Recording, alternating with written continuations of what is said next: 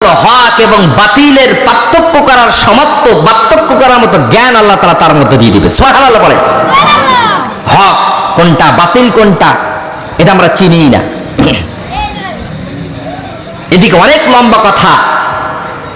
হকের উপরে থাকাটা অনেক কষ্টের।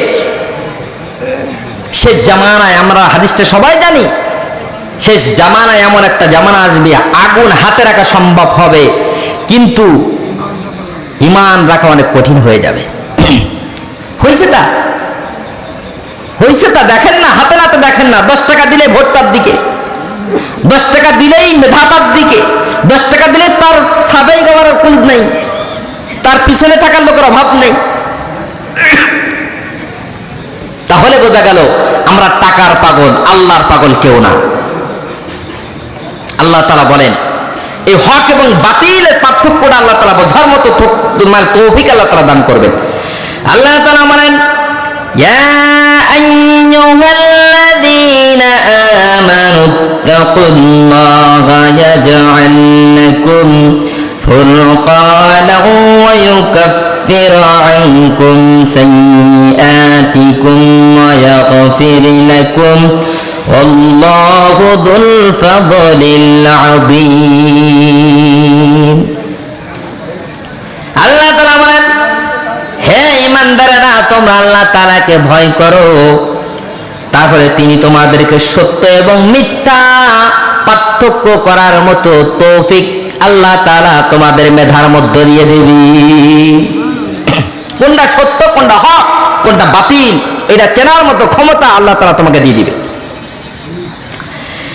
৫ম নম্বর হলো বান্দা তুমি যে এত রিজিকের চিন্তা করো, বান্দা তুমি যখন রাস্তায় চলো মাথার মধ্যে টেনশন থাকে, রিজিকের টেনশন, দোকানের মধ্যে বসে সব রিজিকের টেনশন, তুমি কেমনে রিজিক ইনকাম করবা, তুমি কেমনে টাকা ইনকাম করবা।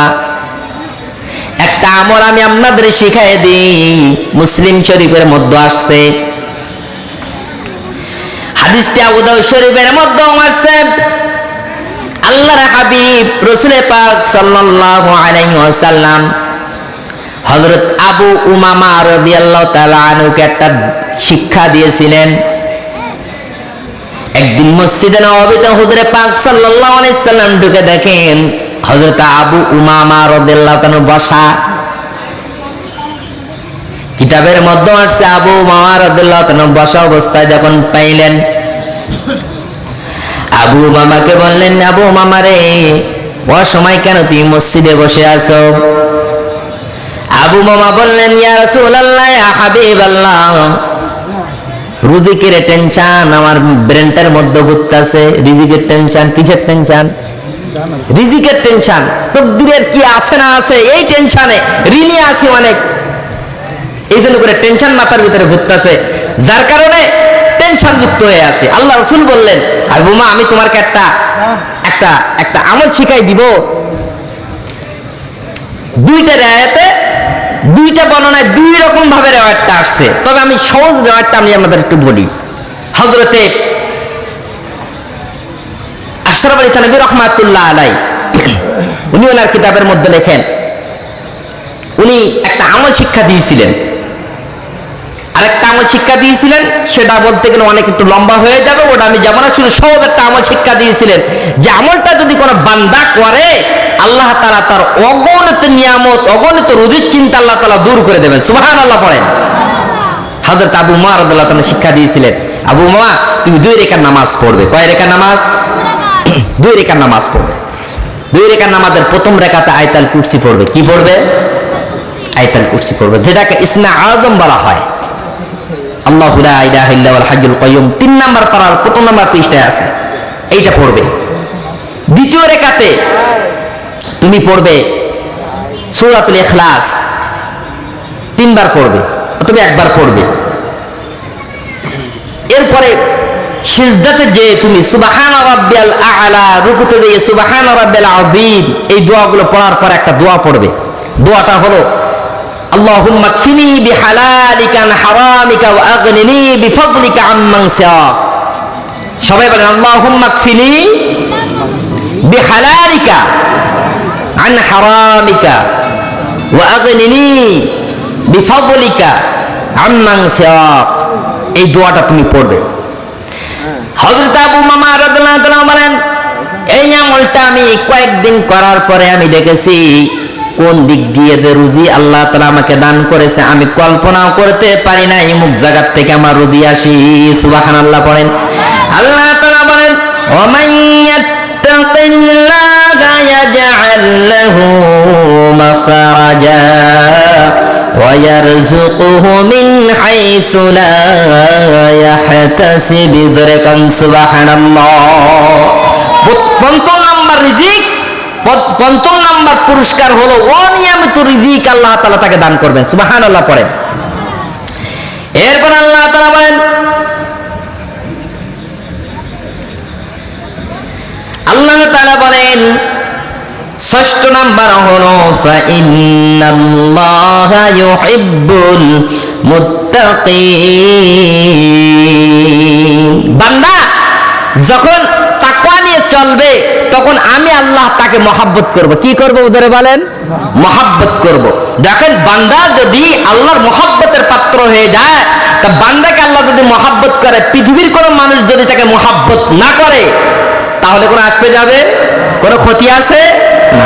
আপনি কোরআনে আইন চালু করার জন্য, কোরআনে আইন চালু করার জন্য আপনি যদি সংগ্রাম করেন, আপনি যদি রাজপথে লড়েন, পৃথিবীর কোন মানুষ যদি আপনাকে ভালো না বলে, আর আল্লাহ বলেছেন যে পথ যে মত, ওই পথে মতে চলতে যে যদি পৃথিবীর সমস্ত মানুষগুলো আপনার বিরোধিতা করে, বলেন তো দেখি আপনার কোনো ক্ষতি করতে পারবে? আপনারা কোরআনে আইন রান্নাঘর থেকে পার্লামেন্ট পর্যন্ত চান কি চান না? সবাই বলেন চান কি চান না? কোরআনে আইন দিয়ে রাষ্ট্র শাসন হোক, চান কি চান না? কোরআনে আইন দিয়ে স্কুল কলেজ ইউনিভার্সিটি অফিস আদালত সমস্ত জায়গায় কোরআনে আইন চালু হোক, এটা আমরা সবাই চাই কিনা জোরে বলেন।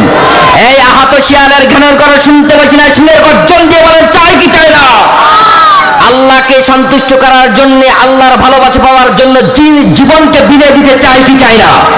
পৃথিবীর কোন শক্তি আমাদেরকে অগ্রসর করতে বাধা দিতে পারবে না যতক্ষণ পর্যন্ত আমার রাষ্ট্র, আমার জেলা, আমার সমাজ, আমার পরিবার যতক্ষণ পর্যন্ত কোরআনের উপর চলবে না, ততক্ষণ পর্যন্ত আমার সংগ্রাম চলবে। যেরকম ঠিক কিনা? এরকম একটা সংগ্রাম মন মস্তিষ্ক নিয়ে চলতে পারি, আল্লাহকে সন্তুষ্ট করার জন্য যদি চলতে পারি, এহকালীন মুক্তি, পরকালীন শান্তি। যেরকম সুবহানাল্লাহ, আল্লাহর সাহায্য আসবে। এরপরে বাইতে শরীফ দিয়েই ফেলছেন। একটা কথা একটু বলি, দেখুন মহাব্বত কি জিনিস, আল্লাহ ভালোবাসলে কি হয়। একজন ব্যক্তি রাস্তা দিয়ে যাইতেছে, তার মনে করেন মহাব্বতের মানুষ, তার স্ত্রী, জমিদারের ছেলে আর জমিদারের পুত্রবধূ একসাথে যাইতেছে। একটা ভিখারি জীর্ণ শীর্ণ অবস্থা, একবারে জীর্ণ শীর্ণ অবস্থা, এই পুত্রবধূর সাথে অল্প একটু গা লাগছে, লাগার কারণে সে তো চারটা মাইটটা শেষ। এই আমার গায়ে তুমি টাচ করছো। ভিখারি বলতেছে, বাজান আমি টাচ করতে চাই নাই, আমার অজান্তে হয়ে গেছে। কি তোমার অজান্তে হয়ে গেছে? তুমি দাঁড়িয়ে দেখতেছো কি আমার গায়ে টাচ করছো, তুমি দেখো না? স্ত্রীর কথা শুনে স্বামী এই জীর্ণ শীর্ণ লোকটারে জোরে একটা থাপ্পড় বসাই দিছে। সাথে সাথে এই জীর্ণ শীর্ণ লোকটার মধ্যে আল্লাহর ভালোবাসা ছিল। কি ছিল জোরে বলেন?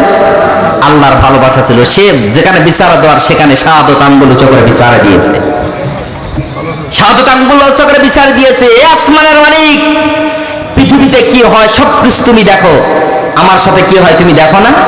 এই কথা বলতে দেরি, সাথে সাথে এই ছেলে মারা যেতে দেরি নাই। সুবহানাল্লাহ পড়ে। জমিদার হাজির। আসসালামু আলাইকুম। জমিদার হাজির, জমিদার হাজির হয়ে গেছে। জমিদার এসে বলতেছে, কি ব্যাপার, তুমি আমার ছেলেরে মারছো কেন? না আমি তার গায়ে টাচই করছি না, আমি কেমনে মারলাম? তো বলছে, ভাইজান এখানে কোনো কথা না, কথা হলো অন্য জায়গায়।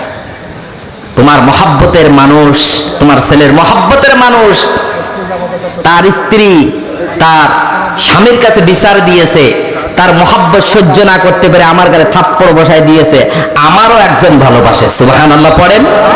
আমাকেও একজন ভালোবাসে, আমিও একজনকে ভালোবাসি, সে আমার অপমান সহ্য করতে পারে না, পুরো জানটা নিয়ে শান্ত হয়েছে। সুবহানাল্লাহ পড়ে। এর নাম ওমাইয়াত্তাকিল্লাহ ইয়াজআল লাহু মিন আমরি ইসরা, ওমাইয়াত্তাকিল্লাহ ইয়াজআল লাহু মাখরাজা, ইন্নাল্লাহা ইউহিব্বুল মুত্তাকিন। এর নামই হলো সুবহানাল্লাহ পড়েন। আমি আল্লাহ তাআলার অগণিত নাজ নিয়ামত আমরা ভোগ করতেছি। আল্লাহ তাআলা আমাদের সবাইকে নাজ নিয়ামতের উপরে শুকরিয়া আদায় করে তাকওয়া অবলম্বন করে কবর জগতে যাওয়ার তৌফিক দান করুন, বলেন আমিন। ওয়া আখিরি দাওয়াহুম আনিল হামদুলিল্লাহি রাব্বিল আলামিন। আসসালামু আলাইকুম ওয়া রাহমাতুল্লাহ।